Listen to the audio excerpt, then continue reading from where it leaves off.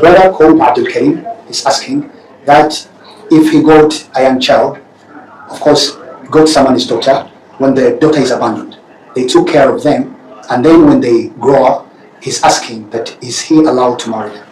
First of all, there is no adoption in Islam.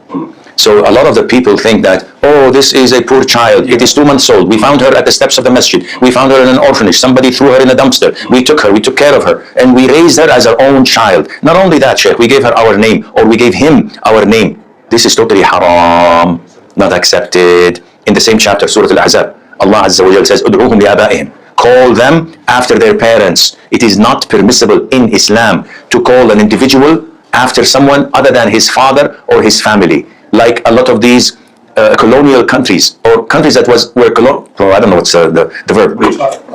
Colonized. Okay, you know, my English is lousy, but I told my wife I would like to marry an American, but she gave me a black eye for 5 days. Then I started to see.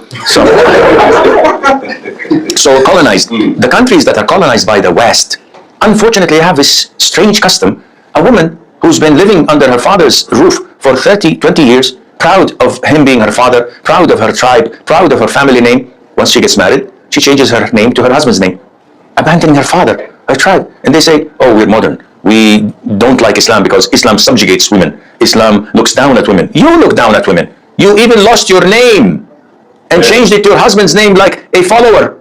What are you doing? In Islam, there is nowhere in the Muslim world where you find a woman abandoning her father's name or her family's name. She is always carrying the same name.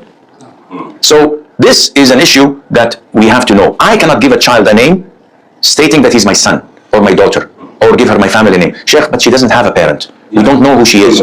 Well, give her a generic name. So for example, it was found in Kampala or in Uganda. Give her name is Fatima, first name. Her father's name is Abdullah, because Abdullah can fit John, Tom, Dick, and Harry. They're all Abdullah. They're the slaves and servants of Allah. Her family name is the Ugandan or the Kambali, attributed to the city she was found in. That's it. Khalas. End of story. And she is brought up and raised in my house, knowing that she's not my daughter. Yes. And once she reaches the age of puberty, she has to wear the hijab. I cannot be with her. I cannot sit alone with her. I cannot deal with her as a mahram of mine. She's a total stranger. Likewise, if it was a boy, when he reaches the age of puberty, my wife must cover. Sheikh, but she took care of him when he was 1 month old. Doesn't make her her son. Doesn't make her mahram.